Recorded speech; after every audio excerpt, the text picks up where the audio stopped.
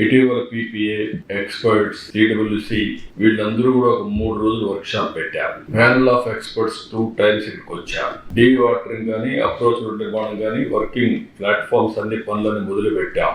మళ్ళీ దీన్ని స్పీడప్ చేస్తున్నాం. ఈ స్పీడప్ చేసే కార్యక్రమంలో మీరు చూస్తే కొత్తగా డయాఫామ్ వాల్, ఈసీఆర్ఎఫ్ డ్యామ్ 2 కూడా ప్యానల్ గా చేయొచ్చని కూడా ఇండికేషన్ ఇస్తున్నారు. దాన్ని కూడా ఫాలో అప్ చేస్తున్నాం.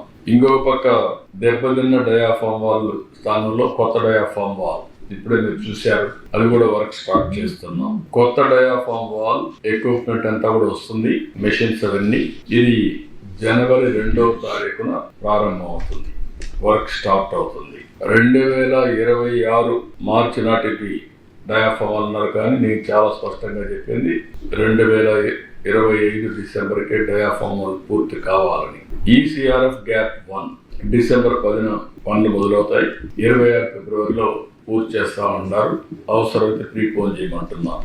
ఈసీఆర్ గ్యాప్ 2 పనులు మొదలైనాయి. 27 డిసెంబర్ అంటున్నారు, కుదరదు, ఇంకా ముందే చేయాలన్నా. కనీసం 26 మే, జూన్, జూలై లోపల చేస్తే మనకు ఒక సీజన్ కలిసి వస్తుంది. నీళ్లు కూడా పెట్టుకోవడానికి అవకాశం ఉంటుంది. గ్రాడ్యువల్ గా పెట్టాల్సి వస్తుంది.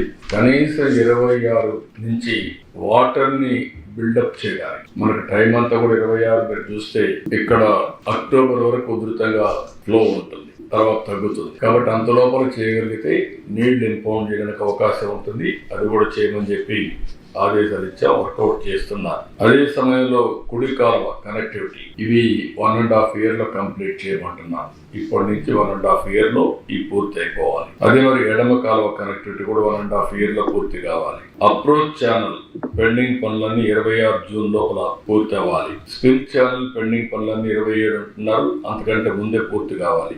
27 జూలై అన్నారు, దానికంటే ముందే కంప్లీట్ చేయమంటున్నాం. పైలట్ ఛానల్ పనులు కూడా 27 మే అన్నారు, ముందుగా చేయమంటున్నాం.